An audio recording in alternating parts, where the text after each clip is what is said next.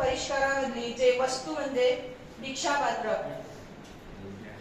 भिक्षापात्र यासाठी ज्या प्रकारे हा जो 3.5 हाताचा जो पिंड आहे, जे शरीर आहे, या शरीराला ऊर्जा प्रदान करण्यासाठी, आहार ग्रहण करण्यासाठी एक गौरवपूर्ण वस्तू म्हणजे भिक्षापात्र.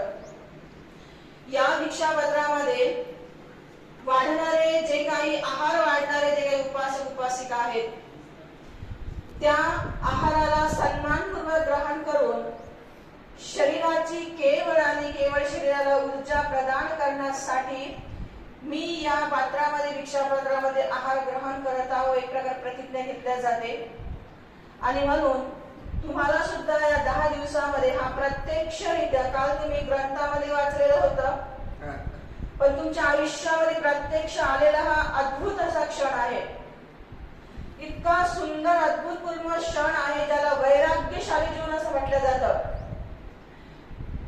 पात्रामध्ये कोणते उपासक, कोणत्या उपासिका ज्या पद्धतीनं जे आहार वाढते, ते आहार तुम्हाला, ते आहार रुचकर आहे की रुचकर नाही आहे याचा विचार न करता केवळ ते शरीराचं पालन पोषण करण्यासाठी, शरीराला ऊर्जा प्रदान करण्यासाठी ते आहार आहे, की ज्या आहाराच्या माध्यमातून तुम्हाला शील, समाधी, प्रज्ञा आणि शुद्ध असं ब्रह्मचर्याचं पालन करता येण्यासाठी तो तुम्हाला आहार या पात्रावरून ग्रहण करायचा आहे.